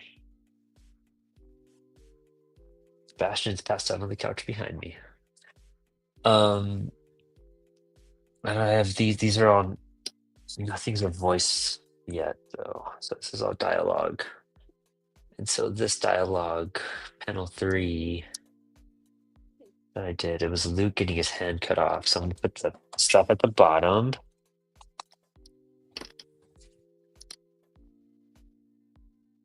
Probably should have gone with 5 to be honest.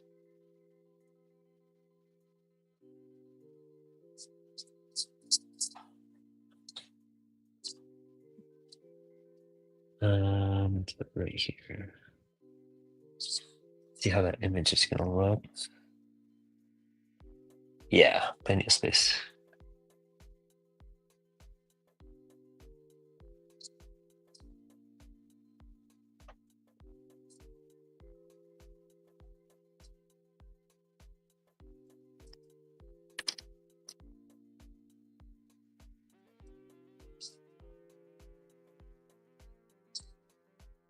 What was I putting on this one?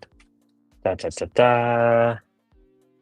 I'm gonna do a hand. So put it up here then. Dude, this is fun though. This is like so much fun.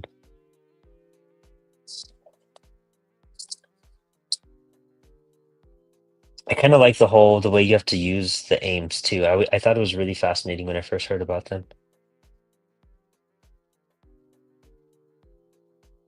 There's like another lettering tool out there to use too, right? Like that's pretty.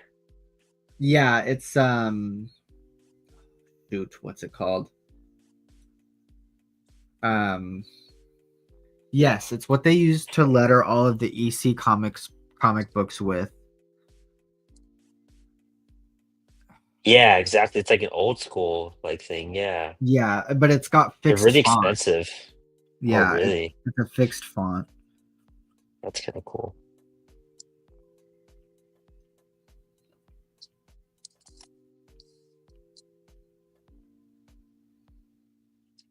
I think what's left for that one. And then I'm gonna kind of freewheel that one. Then this is gonna have It's a something in the Leroy middle. lettering set. Leroy, that's right. Super sick.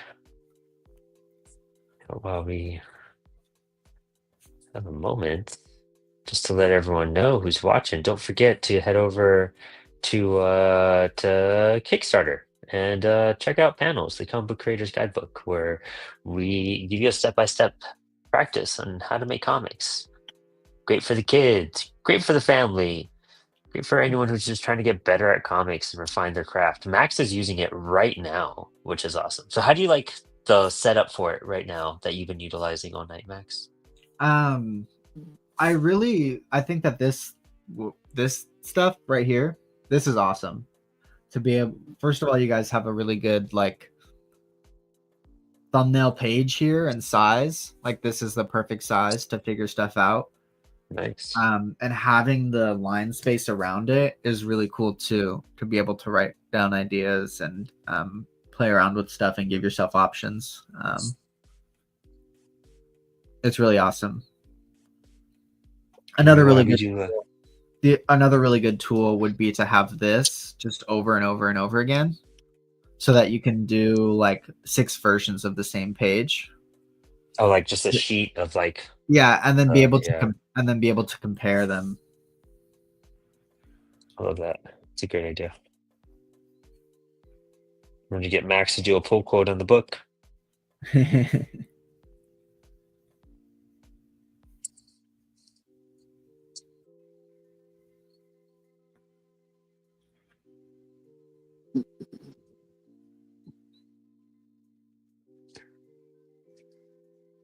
And I moved my thing just slightly and it messed it up. There we go. There we go.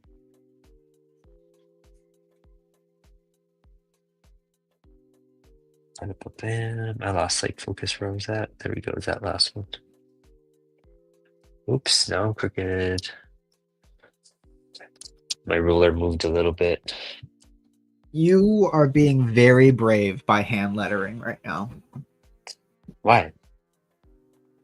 Most people are much too afraid or like can't be bothered to do hand lettering because of what you're experiencing right now with crooked lines and getting things right and all of that. It's very difficult. Yeah, it's gonna suck, dude. Yep, it's gonna suck. I agree. I let Lydia do that on the computer. When I do it for other people, I do it on the computer for sure. I was just super down to do it for these like strips, you know what I mean? Just to give it a hack. Give it a shot, you know? I don't really do a lot of stuff um like digitally. I'm really not tech savvy for someone who like worked at Apple for so long. Like I think Max knows this too at this point. I think everyone at Apollo has realized I'm like not too tech savvy. Just fine. Just I got all you guys.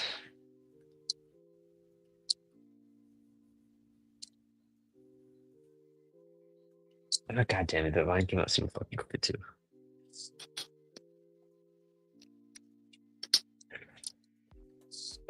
That was an okay line to be crooked.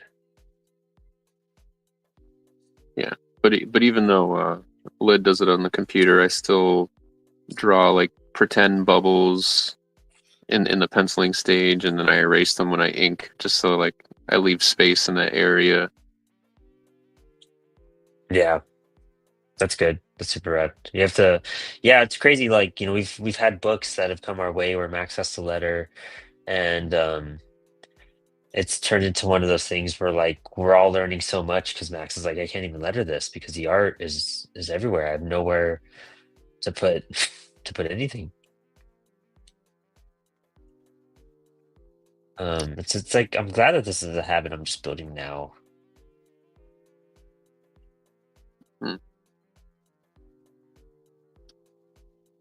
And plus, like Terry Moore does it, so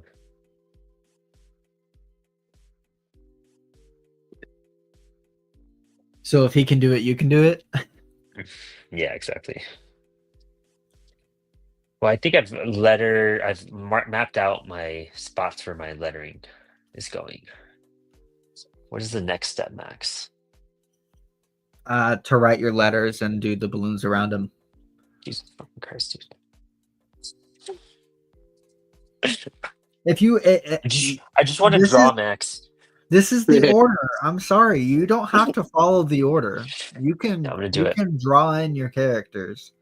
No, I'm gonna do it. I'm gonna do it. I'm gonna do it. I'm gonna cry at the end of it.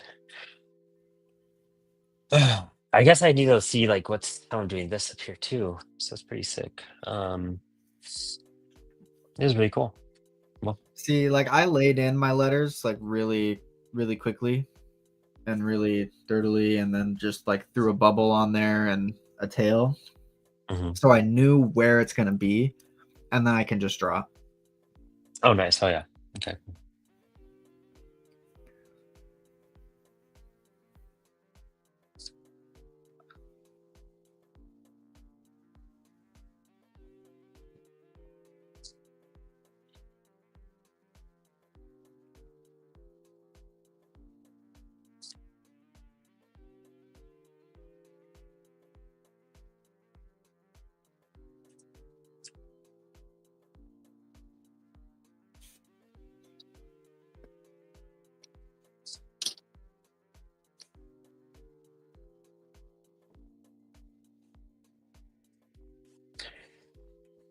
Sick. It's actually really easy to write this in. And then you get to do this 24 more times, and then you have a comic book. Hell yeah, there you go. This is just page 1 of like the shortest page ever, you know what I mean? Oh, there's fireworks outside.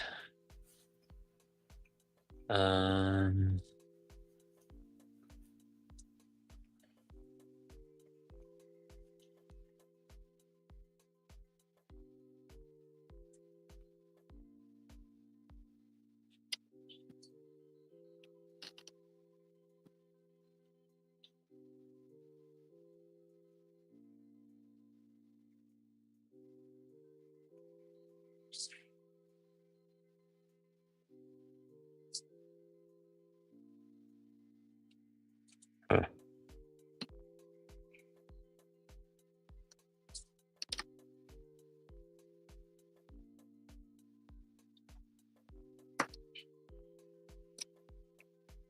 So what are your guys' thoughts on caps versus no caps versus some caps on lettering? I think it's always all caps. Always all caps. Interesting.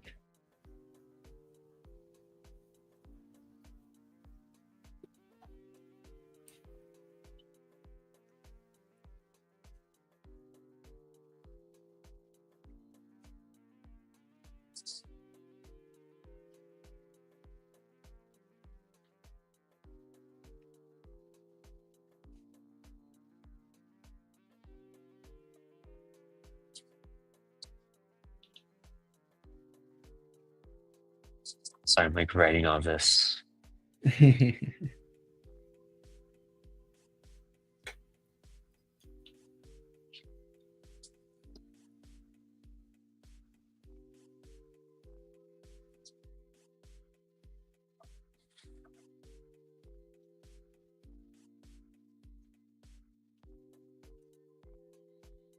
So this is about panel 3.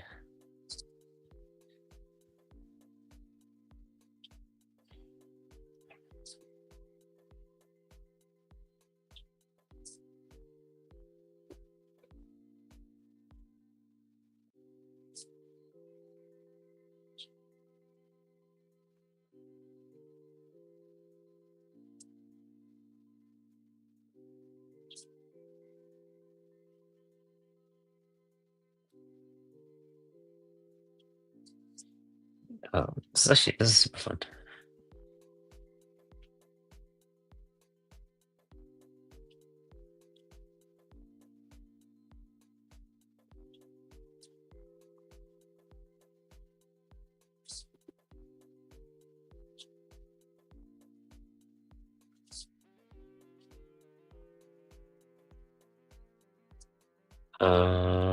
Nice. I'm almost done.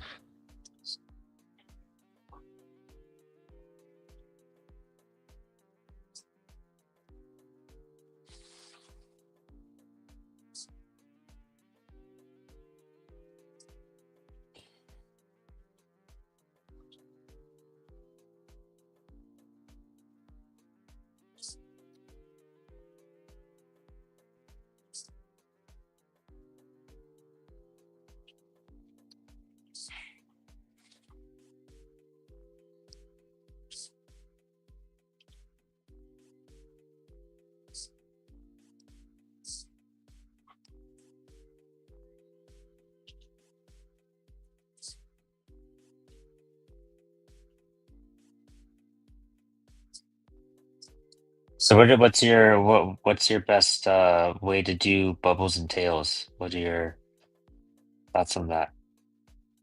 You can just throw them in there. You want to leave as much. Okay. You want to leave a pretty good margin, right? Around the letters, and then you also, so like your bubble touches the top of the panel border, right? Mm-hmm. So I would actually just like make them merge with the panel border at the sides rather than like Yeah. cut into the top. Yeah, so see like here, right? I have it. Here's Oh the yeah. So just don't ink it that part like of the bubble. I'll just stop at the line. right. Yeah, you just want to Okay. go to the line. Yeah. Nice.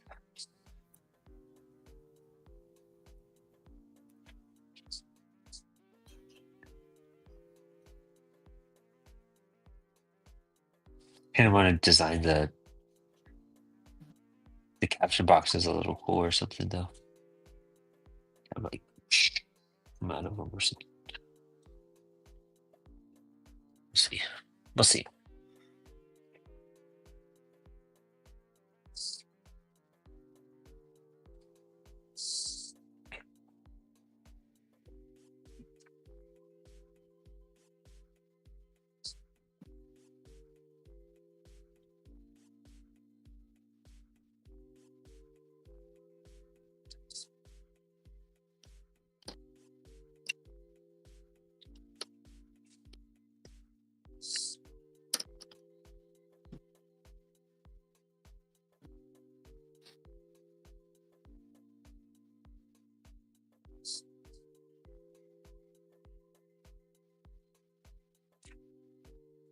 Nice. We can use this stuff.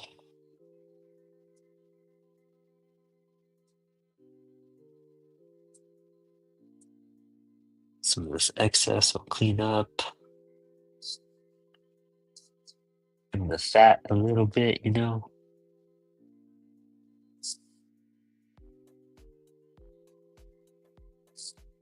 Oh yeah.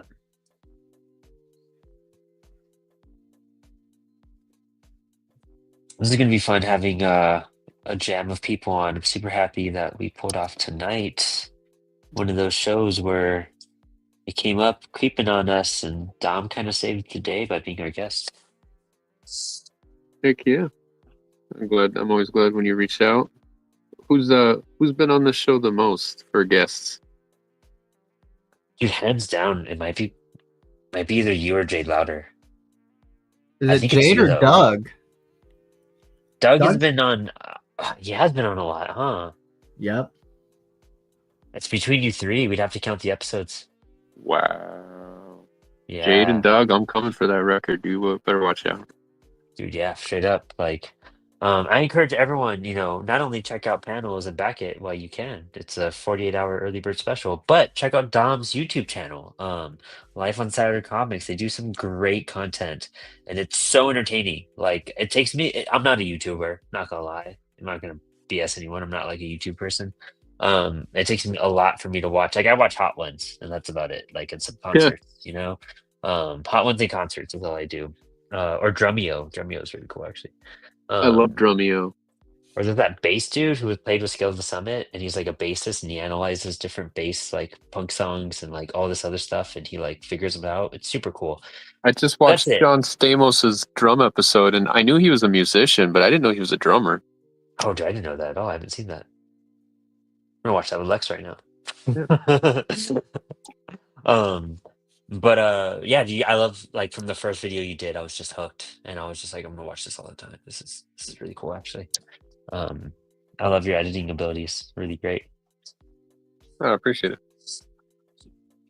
Um, but you know what? So kind of wrapping up this episode here tonight. We got another backer. I'm really happy. We do a quick present as we start to do our sign-offs. In fact, I'll wait to present right now. And as a matter of fact, I'm gonna hold off on that. Why don't we do some shout outs and all that type of stuff? Starting with Dom. Like, tell us what's up. What are you up to? Any cons coming up? Where can we find you? Well, Um, right away tomorrow, Lyd and I, our art will be featured in a exhibition at a dispensary in Queens called the Canavita Dispensary. Whoa, that's And so cool. yeah, very excited about that. I mean, we've been to our first art show recently, which was Art 2 Network, and that was very successful. So um, we're really liking art shows. So there's that.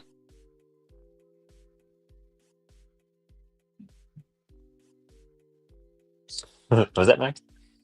I didn't say anything. Oh, I think. Oh, did Dom freeze? Maybe. Oh, I think Dom froze. Yeah. Oh, not in the middle of the plug. Not in the middle of the plug. Well, Dom will probably pop in and pop back out. Max, Yeah. what about you? What do you have going on right now? I got all sorts of stuff. But the Family Man Kickstarter ended, and late pledges are over now. So thank you to everybody who did that. I just placed the order for books with CWS, so excited to get that proof in and check that out. And just follow me on Instagram at Art of MF to keep up to date with what I'm doing and what's going on. Yeah, just plugging away, making comics, doing stuff. Nice. I love it, dude. I'm really hyped. I'm really hyped for you to be part of. I mean, you've been part of my drawing journey this entire time, so it's going to be an exciting chapter to start making comics, and I'm going to see how this stuff works out. So I really appreciate you doing what you do and how you do it. So hell yeah, man. Thank you.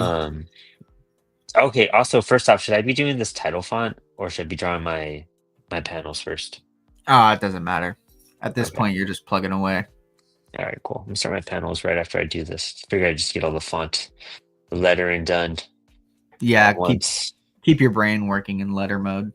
Yeah, while I'm at it. But Guidebook. Sorry, I'm like focusing so hard right now. So hyped. So yeah, everyone else watching, thanks for tuning in for another week of Spilled Ink. We're going to be taking on and discussing a different question and kind of recapping. We're kind of going to recap the questions as we go through every episode. So we'll add question 2. Dom, I'm sorry, my phone died. Okay, that makes sense. No worries, dude. Thank you so much for hanging with us, Dom. And the perfect timing. And we did a bunch of plugs. I also plugged your Instagram at the bottom here on the episode description. I believe. So if not, I will. But everyone go check out Life on Saturn Comics. But I forgot what I was saying. Super hyped for panels. This has been awesome. I'm gonna share this one more time. We have some really cool stuff for you guys to check out regarding the Kickstarter. Everything from dude, we straight up have. Let's go to the rewards real quick. We'll do 48-hour early bird special, digital copy, $20. That's going on until Saturday night, right before midnight, because I don't know how to do math and realize what 48 hours is. Plus it's free comic book day, so you get that little bonus time. So you have that, and then it goes up $5 each tier as well.